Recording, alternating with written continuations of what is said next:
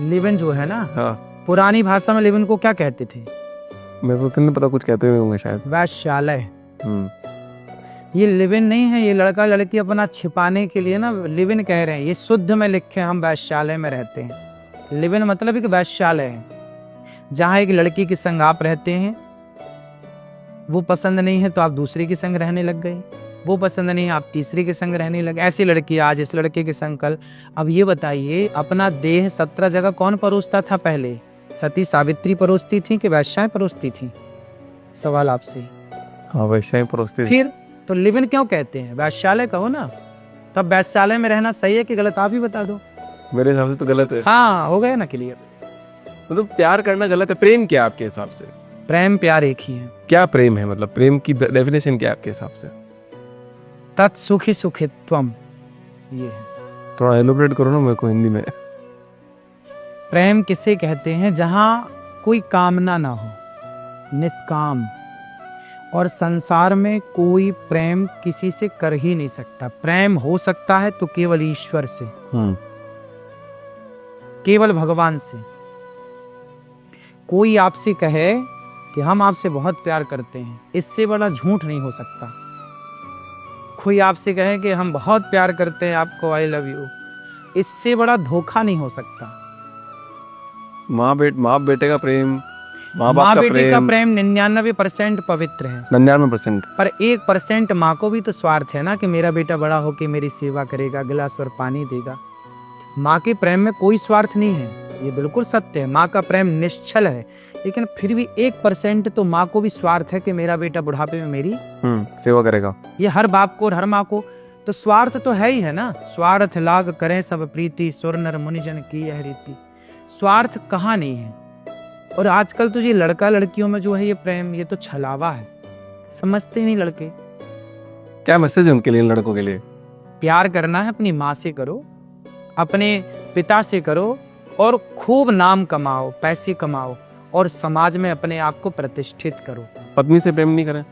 पत्नी से करो, माँ बाप से करो, विवाह हो जाए। मैंने आपने उन लड़कों पत्नी की का नाम बात लिया की नहीं इसलिए। मैं अभी उन लड़कों की बात कर रहा हूँ जिनका विवाह नहीं हुआ। विवाह नहीं हुआ तो अपने माँ बाप से प्रेम करो और अपने को प्रतिष्ठित करो। मीन्स पैसा कमाओ, इज्जत कमाओ, और जब विवाह हो जाए तो अपनी पत्नी के संग रहकर, अपने माँ बाप के संग रहकर अपनी संतति आगे बढ़ाओ, संतान आगे बढ़ाओ, और संतानों को भी बढ़िया संस्कार दो कि वो वैश्याएं ना बने, वैश्यालय में ना जाए, मतलब लिव इन में ना जाए। मतलब कंप्लीटली गलत हो गया है। तो आज आपने प्रूव कर दिया इस बात को। क्या? कि ऐसे लिव इन में नहीं रहना चाहिए। आपने प्रूव किया है, आपने बोला है। मेरी दृष्टि में गलत है। बस तो मेरी दृष्टि में सही कैसे हो सकता? अच्छा महाराज जी, ना मतलब मैं और मेरी बेटी ना, आपका एक भजन था, ठीक है, वो हम दिन रात गाते हैं। मतलब हमको पता नहीं क्यों पसंद आता है। आपके मुंह से सुनना चाहूंगा मैं थोड़ा सी। कौन सा? इतनी कृपा सांवरे बनाए रखना, मरते दम तक सेवा में लगाए रखना।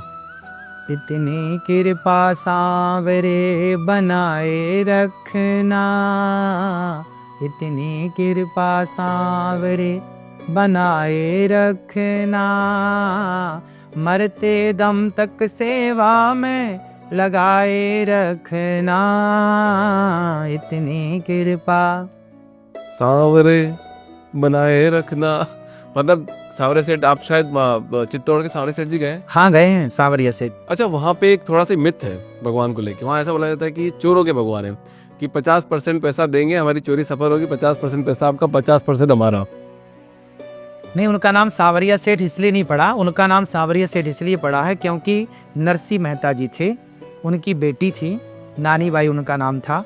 उनकी बेटी का जब विवाह होने लगा तो मायरा भरने के लिए भगवान गए थे, और भगवान ने वहां जाकर खूब धन धान्य अपनी बहन को दिया।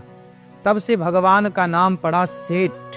इतना दिया अपनी बहन को भगवान ने, नरसी जी की भक्ति के कारण, कि समेट नहीं पाए लोग इतना, इसलिए तब से उनका नाम पड़ा सेठ। सेठों के सेठ सांवरिया सेठ। अच्छा, मेरी भी बेटी है, ठीक है, एक बेटी मेरे, और आपकी भी एक बेटा बेटी है। तो मुझे बताइए, आपने एक रील में बोला था कि भैया 5 चीज़ होती है। मतलब लेडीज़ का जब पीरियड आता है तो 1 2 3 4 5, छठे दिन बेटा होगा, 7वें दिन बेटी होगी, 8वें दिन लड़का होगा, फिर लड़की होगी। तो इसमें कितनी सच्चाई है? साइंस मानता है इस चीज़ को? क्या है ये? साइंस के चक्कर में ना पड़ो। साइंस अपनी जगह अपना काम कर रहा है। साइंस साइंस को हवा बना दिया आप लोगों ने। 100 साल पहले आज के क्या यहाँ पर नासा था दुनिया में? नहीं था। 100 साल पहले नहीं था। तो क्या हम लोग नहीं जानते थे कि चंद्र ग्रहण कब पड़ेगा और सूर्य ग्रहण कब पड़ेगा? जब दुनिया के पास माइक्रोस्कोप नहीं था, सैटेलाइट नहीं थी, कुछ भी सिस्टम नहीं था, तब भी तो हम सनातनी जानते थे कि सूर्य ग्रहण कब होगा, चंद्र ग्रहण कब होगा। तो क्या हम विज्ञान नहीं जानते थे?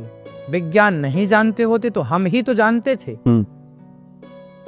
20 रुपए के पंचांग को खरीद लीजिए, 100 साल पुराना भी आज पंचांग अवेलेबल है। जब नासा और इसरो कुछ भी नहीं था, तब भी तो हम जानते थे कि सूर्य ग्रहण कब पड़ेगा, किस तारीख को पड़ेगा, कितने बजकर कितने मिनट पर पड़ेगा। तो साइंस तो हम ही जानते थे। तो आप ये बोलना चाह रहे हो कि मतलब अगर आपने जो बताया फॉर्मूला, उससे लड़का हो सकता है, लड़की हो सकती है। बृहद बकेड़ा चक्र एक पुस्तक है ज्योतिष की, सबसे उत्तम।